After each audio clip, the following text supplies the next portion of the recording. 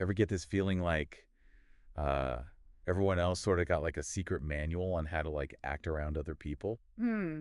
but you weren't invited to that party? Right. So today's deep dive, it's all about cracking that code. Oh, cool. We're exploring The Art of Reading Minds by Henrik Fexeus Okay. to kind of uncover that fascinating and often hidden language of like nonverbal communication. So this is a really captivating exploration of mind reading Yeah. from a practical perspective. Yeah. Like it's rooted in scientific observation rather than, psychic powers. Mm-hmm. So it's about understanding those subtle ways that our physical selves betray our thoughts and emotions. That's what I found so interesting about this book. Yeah. It's like Fexeus himself felt left out of some unspoken social club, Mm. and his quest to figure out those hidden rules Mm-hmm. led him to become a mentalist Right. and ultimately share his knowledge with us. Indeed. And one of the most compelling points he makes early on is debunking this age-old idea from Descartes that the mind and body are separate entities. So we're not just brains floating in jars. Not quite. Good to know. But it turns out that that idea is completely outdated. So how does this whole mind-body connection actually play out in real life? Think of it this way. Every thought, Mm-hmm. every feeling triggers physical changes in you, no matter how subtle. Okay. It's like a two-way street where our physical state Yeah. influences our thinking just as much as our thinking affects our body. Okay, give me an example. Okay, try this little experiment. All right. Clench your jaw, furrow your brows, and stare intently at something for a few seconds. Okay, doing it now, I bet you'll start to feel a bit agitated. I do kind of feel a little Well, tense. it's because you're mimicking those same muscle movements that are associated with anger. So I'm tricking my nervous system into thinking I'm angry. In a way, yes. That's wild. But how does that help us in everyday situations, you might ask? You're not going to. Well, once we grasp that our bodies are constantly leaking information like this, we can start to pick up on those signals in others. Okay. And one of the most valuable skills that Fexeus delves into is building rapport. All right, let's unpack this rapport thing. Okay. It sounds almost mystical. Hmm. Like, is this some kind of Jedi mind trick? Not quite. Okay. Rapport is simply a state of unconscious connection, Right. like speaking a shared language without words. Good. But how do we put it into practice? Sure. Doesn't it border on manipulation if we're doing it consciously? That's a common misconception. Okay. Consciously utilizing those signals doesn't mean being deceitful or anything. Right. It's more about fine-tuning your communication style Gotcha. for a better connection. So how do I go about fine-tuning my communication to build this, like, rapport? Start by observing. Okay. Pay close attention to the other person's body language, Mm-hmm. their tone of voice, the speed at which they speak, Right. their energy levels. Okay. Then subtly reflect those aspects back to them. So if someone speaks softly and slowly, I should match their pace. Yeah. Seems a bit simplistic. The impact might surprise you. Really? Fexeus shares a compelling example of a telemarketing company Ah. that saw sales jump by nearly 30% just by training their staff to match the customer's speech tempo. Wow. Just that one small adjustment. It made a huge difference. That's impressive. Are there any other concrete techniques beyond mirroring? Well, that's what I was going to ask. Is there Okay. more? Yeah, mirroring is really just the foundation. Right. Look for commonalities, however small. Okay. Align with someone's viewpoint. Acknowledge their opinions. Mm-hmm. These actions foster a sense of unity and understanding. So even if I disagree with someone completely, Yes, there's always some common ground to be found. absolutely. Yes. As Fexeus suggests, you can agree that if you were in their shoes, you might feel the same way. Right. You might not agree with the content of their statement, but validating their feelings can make a world of difference. That's interesting. Really can. So this feels like a whole new level of communication mastery to me. What other gems can we glean from Fexeus about understanding people better? Well, to really delve into how people think we need to explore sensory preferences, Sensory preferences. What Yeah. are those? it's the idea that people process information differently. Okay. Some individuals are predominantly visual, others auditory, and still others kinesthetic, meaning they focus on sensations and feelings. So is this like those learning styles we hear about? You got it. Okay. And Fexeus outlines a model called EAC, E. which stands for Eyes Accessing Cues. Eyes accessing cues. Yes. Sounds intriguing. So are you telling me we can tell how someone processes information just by watching their eye movements? It Yeah. can seem that way. That's like a superpower. But remember, these are subtle cues, Right. and mastering them takes practice. Okay. For instance, someone visualizing might look up and to the left, Uh-huh. while recalling a sound could cause them to glance sideways. This is fascinating. Isn't it? So if I'm talking to someone and their eyes dart up and to the right, they're likely creating a mental image. That's the general idea. So understanding someone's dominant sense allows you to tailor your communication in a way that resonates more effectively? Yes, speaking their language, so to speak, definitely strengthens the connection. Okay. Fexeus provides a humorous example where people miscommunicate due to differing sensory preferences. One asks, "Can't you see?" And the other replies, "I hear you." But Yeah. it highlights how miscommunication can arise when we're not aligned in our sensory approaches. All right, this is getting really interesting. But why should we care about these sensory preferences? Okay. Like, how does it benefit us in real-world situations? Understanding someone's primary sense gives you a cheat sheet to their communication style. Okay. If you're dealing with a visual person, you can paint vivid pictures with your words and talk about seeing the benefits. And if they're kinesthetic, I should focus on language that evokes feelings and physical sensations. Precisely, talk about things feeling right or establishing a solid foundation. Mm. Fexeus even suggests using sensory language that aligns with the other person's preference when discussing agreements or proposals. Wow, so it's not just about comprehending what someone is saying, Right. but understanding how they process it internally. Exactly. This gives me a whole new perspective on communication breakdowns. Speaking of breakdowns, let's delve into emotions because they can really derail communication if we're not attuned to them. Emotions, huh? All right, let's dive into that rabbit hole. Okay. So emotions are like these internal earthquakes that shake up our whole system and send out like tremors that we can actually detect. Yeah. I'm starting to feel like a seismic sensor over here. That's a great analogy. Thanks. Consider emotions as like deeply rooted survival mechanisms. Okay. So imagine our ancestors encountering a saber-toothed tiger. Right. There's no time for thoughtful deliberation, right? Now, Emotions instantly trigger those fight or flight reactions, bypassing rational thought to ensure safety. so it's like our emotions are hardwired for survival, Exactly. even in the face of like modern day threats, Right. like rush hour traffic or something. Precisely. And while the immediate danger might be gone, Okay. our physiological responses remain. Mhm. That's why your heart pounds even after a close call on the freeway. I definitely relate to that. So how does this all tie back to reading minds? Well, that's what I'm wondering. By understanding that emotions have these profound physiological impacts, Okay. we can begin to recognize them in others. All right. Fexeus breaks down 7 fundamental emotions: 7. anger, disgust, contempt, fear, happiness, sadness, and surprise. Okay. Each emotion possesses distinct expressions, even if they're fleeting. So it's not just about knowing the names of these emotions, but actually being able to spot them, like in real time? Exactly. And Fexeus stresses the importance of the face. Okay. It's our most expressive canvas, Right. revealing a wealth of information about our internal state. So like our faces betray us. In a way, yes. He even mentions how George Lucas deliberately obscured the faces of stormtroopers in Star Wars to dehumanize them. That's a really good point. I never thought about that. It's true, we connect with people through their faces. Yeah. It's how we gauge their emotions, their intentions. It's like losing a crucial piece of the puzzle when you can't see someone's face. Right. And when it comes to those fleeting expressions, Okay. Fexeus introduces the concept of micro-expression. Micro-expression. These are incredibly rapid involuntary movements Oh, wow. that betray true emotions for a fraction of a second. So micro-expressions are those like split-second flashes of, say, fear Precisely. that someone tries to mask? Exactly. They occur so swiftly that they're really challenging to perceive consciously. Right. Yet they exist. Okay. Fexeus emphasizes the need for a neutral baseline for comparison. So if I know someone's usual resting face, Right. I'll be more likely to notice those subtle shifts that reveal their genuine feelings. Yes, but context is critical. Okay. A raised eyebrow could signify surprise, Uh-huh. skepticism, Okay. or simply be a habitual mannerism. Right. You must consider the surrounding situation. This is a lot to absorb, I know. but I can see how powerful it would be to decipher those micro-expressions. It's like having a window into someone's unguarded thoughts. It's certainly a valuable tool. And speaking of tools, Yeah. Fexeus delves into the complex topic of deception. Deception. Can we actually determine when someone is lying? That's a question I've always wondered about. A lot of people have. It seems like everyone claims to have some secret formula for spotting liars. Right. Is there actually a foolproof method? Sadly, there isn't.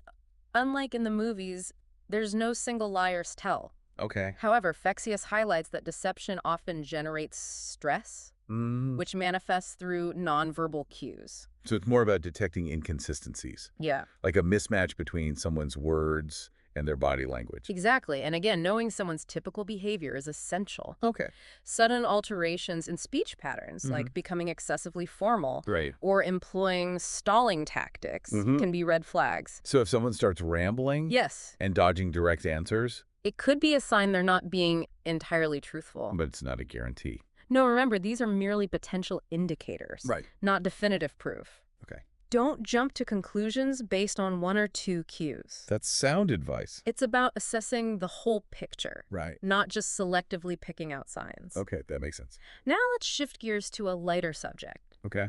Flirting, even this, is a form of unconscious communication Flirting. that we can decode. Okay, tell me everything. Think of it as a specialized form of rapport. Okay. A delicate dance of subtle cues and signals that convey interest and attraction. So what are some of those unmistakable indicators of flirtation? It often begins with stolen glances, Okay. that accidental eye contact across a crowded room. Right. Fexeus discusses how we unconsciously mimic the body language of someone who captivates us. So that's why I instinctively mirror the posture of that attractive barista I have a crush on. Perhaps. I thought it was just me being awkward. Not awkward at all. It's pure instinct. Okay, good to know. Then there's the showing off plumage phase, like peacocks fanning their feathers. Oh, I get it. In humans, this might involve adjusting our appearance. Okay. Subtly puffing out our chests, playfully twirling our hair. Right. Subconscious efforts to enhance our appeal. I've definitely been guilty of that. And are women truly more adept at those nuanced flirtation signals, as Fexeus suggests? Well, that's what I was going to ask. Is there a difference? He does spotlight the coy glance, Oh, that quick downward look after meeting someone's gaze, as a classic feminine maneuver. interesting. And then there's the challenge pose, Challenge pose. placing a hand on the hip, which exudes confidence and intrigue. I'm going to have to test that out next time I'm out and about. Let me know how it goes. I will. Yeah. But tell me what happens when that initial flirtation progresses to a more personal interaction. Yeah.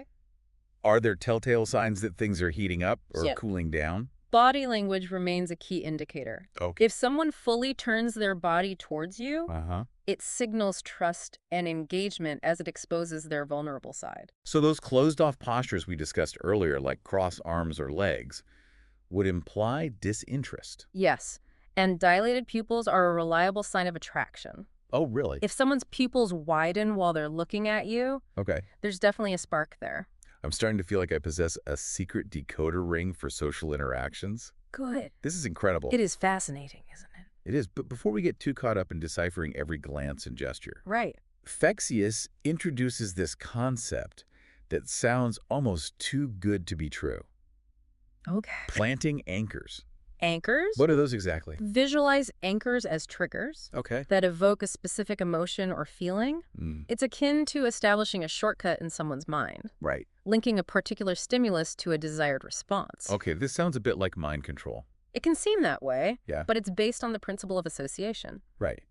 Fexeus uses the example of the Jaws theme music. Jaws. Even after decades, those two simple notes can evoke a sense of dread in people who saw the film. That's an incredibly powerful example. It is. So how do anchors actually work? Timing and intensity are crucial. Okay. You select a distinct trigger.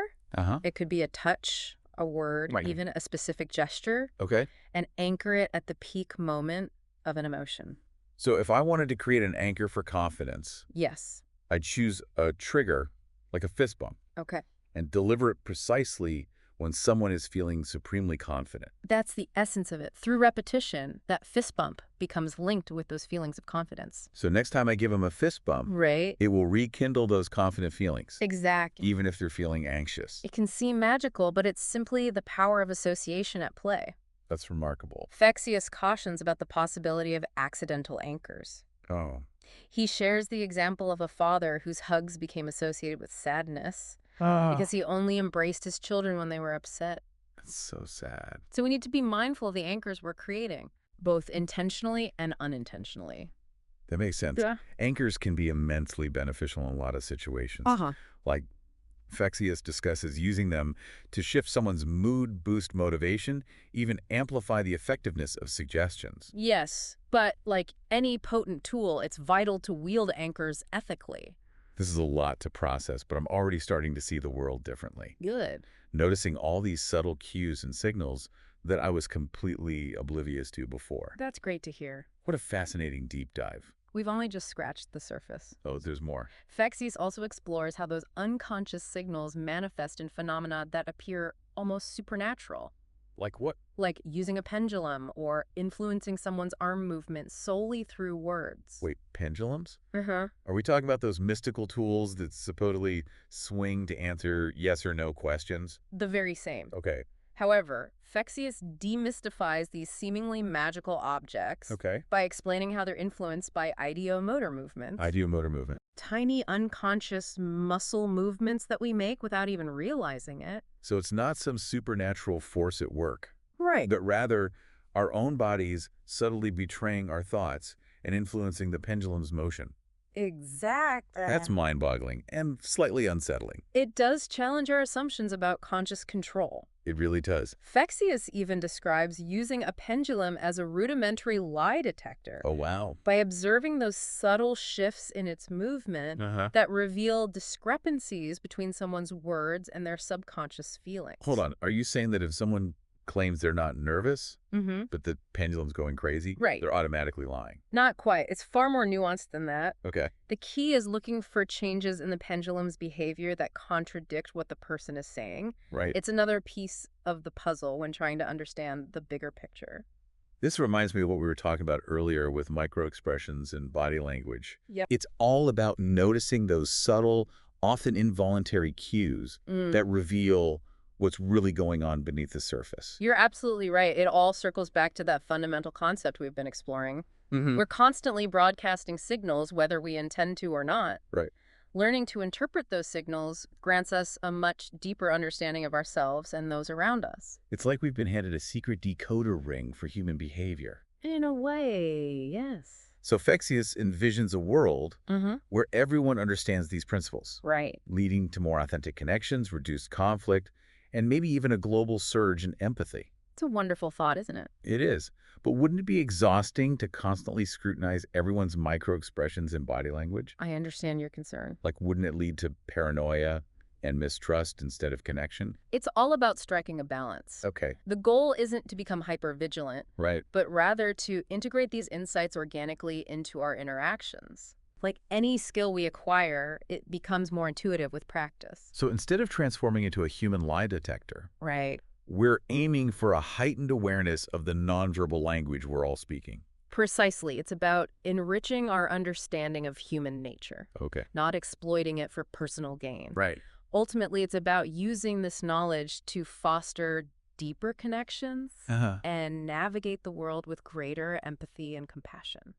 That's a really powerful takeaway and a perfect note to end on. I agree. This has been a really enlightening journey into the realm of nonverbal communication. It has. As we've been talking about this, I've been thinking about all the times I've misinterpreted situations or misjudged people. I'm starting to view those experiences in a totally different light. I feel the same way. It's like we've suddenly gained the ability to perceive a whole spectrum of colors that were invisible to us before. For our listeners who are interested in this topic, Yes. I highly recommend checking out Henrik Fexeus' book, The Art of Reading Minds. It's a great book. It's filled with practical insights and examples that will change how you interact with the world. And remember, even with all these captivating techniques at our disposal, Right. the most valuable skill is simply to pay attention. Okay. Observe those around you, truly listen to their words, and watch their body language. Gotcha. You might be surprised by what you discover. So as you go about your day, think about this. Yeah. What subtle signals are you sending out? Hmm. And what hidden messages are other people revealing to you? It's a good question.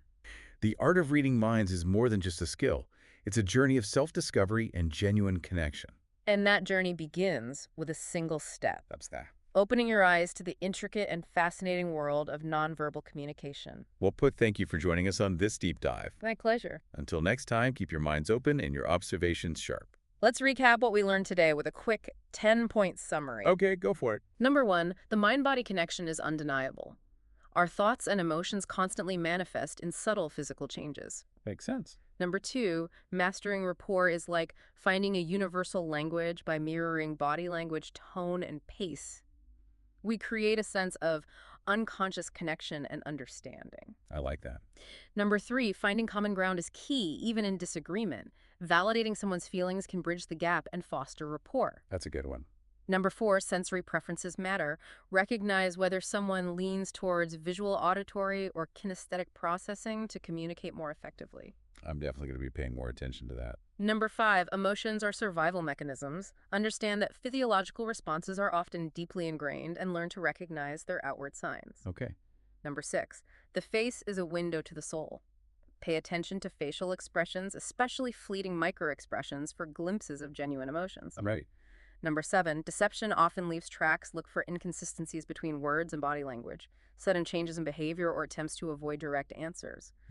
Number 8, flirting is a specialized dance of signals, notice, subtle mirroring, showing off plumage behaviors, and those fleeting glances that betray attraction. It's all about those subtle cues. Number 9, anchors can create powerful associations by linking a specific trigger to a desired emotion. You can evoke that feeling in the future. Like that Jaws theme song example. Exactly. And number 10, the art of reading minds is about awareness, not judgment. Use this knowledge ethically to deepen connections and navigate the world with greater empathy and understanding. There you have it, folks, our 10-point summary. We hope you enjoyed this episode. We'll see you next time.